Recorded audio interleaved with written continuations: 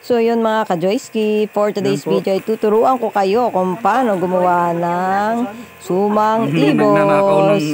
So ang unang step guys, maghanap tayo ng nyog na aakyatin natin kung saan tayo magnanakaw ng murang dahon. Uy, hindi ganon, joke lang yon. Baka gawin nyo nga, mahuli pa kayo at mabarangay. Hanap kayo ng mahihingian or kung may sarili kayong puno ng nyog, kumuha kayo doon ng murang dahon ng niyog para yun guys ang gagamitin nating pinakabalat ng sumang ibos na napakasarap. So yan guys, nangunguha na tayo ng dahon, tatagay na natin ng matalas na gulok para makaumpisa ng makagawa. Pero sa totoo lang, nabitin lang talaga yung pang cover ng ginagawang ibos ng Tita Delia ko.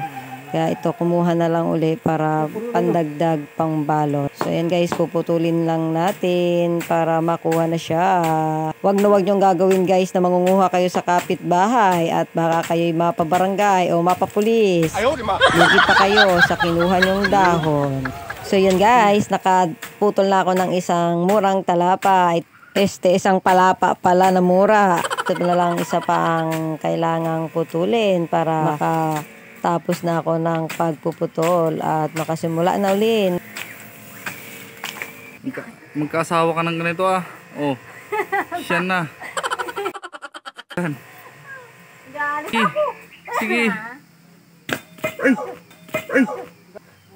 Kasalanan ng tuyong palapa, muntik pang maputulan ng daliri ang paa ng asawa ko. Buti na lang kakroks yung asawa ko, mas matibay pa sa relasyon nyo.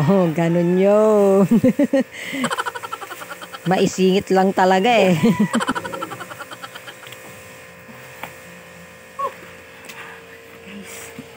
So ayan mga ka-Joyski, maglalagay na ulit tayo ng balagkit na bigas sa kinuha nating murang palapa. Step palay dahon. So ayan guys, baka may magtanong nga pala guys, ang lahok po ng malagkit ay marami lang gata at saka asin. Yan lang po talaga ang tunay na sangkap ng ibos. At syempre para maging masarap, kailangan maraming gata. Talagang sarap na sarap at creamy. So yun guys, ayan pala aking Tita Delia. Shout out nga pala sa aking Tita Delia na napaka-supportive din sa aking mga vlog. Laging nakareact at nag-share. So ayan siya guys yung gumagawa ng ibos. Nakitulong-tulong lang ako guys kasi hindi naman talaga ako marunong. Nagpaturo-turo lang ako kung paano maglagay. Minsan nga nabubukad-kad ko pa yung mismong naitupi niya na mga dahon na paglalagyan. Kaya medyo sablay din minsan. So ayan guys, ang pagbubuhol, kung paano magbuhol. Hindi ko talaga siya guys matutunan. Kasi baka pag akong gumawa niyan, sumambulat bigla yung laman. Sayang lang yung malagkit. Gata at asin. Syempre, pag wala yung gata at asin, walang lasa. So, kasayang din yun pang natapon guys. So, hanggang dyan lang ang kaya ko guys, yung maglagay sa loob ng bigas na malagkit. So, ayan, utay-utay lang guys hanggang makatapos. Napakadaming nagawa namin dyan guys. Sobrang dami. Shout out nga din po pala kay Tita Ems TV. Siyempre, ang isang taong nag-inspired para muli kong buhayin ang aking YouTube channel. Kasi nawawala na talaga ako guys ng pag-asa dahil wala namang nangyayaring malalaking views at wala naman akong gaano nagiging subscriber. So, ayun, nakinig lang ako sa payo ng aking Tita Ems. At baka sakali, malay mo, yung pagtsatsaga-tsaga, magkaroon din ng bunga. Sabi nga ng Tita Ems ko, kahit mga simpleng video, basta tsaga ka lang, baka sakaling magkaroon. Ang ingay naman ng pamilyang ito. Nagpa-vlog ako, ang iingay nyo.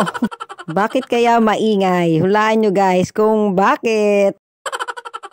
Mabalik tayo guys. So, salamat Tita M sa magandang pag-share nyo kahapon sa akin.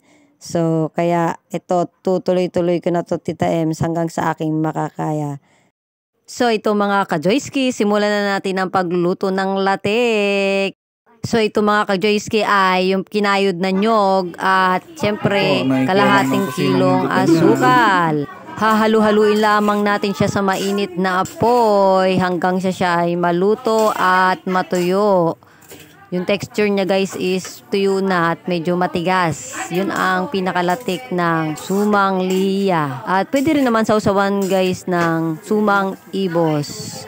Kailangan mahina lang yung apoy para hindi mabigla ang luto at hindi masunog. So ito na guys, medyo golden brown na siya at matuyo-tuyo na siya guys. Kaya tingnan natin ang texture. Tuyo na siya guys. So, pwede na siyang isausawan ng suma. Dahil nasayang ko na naman ang inyong 5 minutong panonood. Hanggang dito na lang guys. Huwag sana kayong magsasawa. Marami pong salamat. God bless.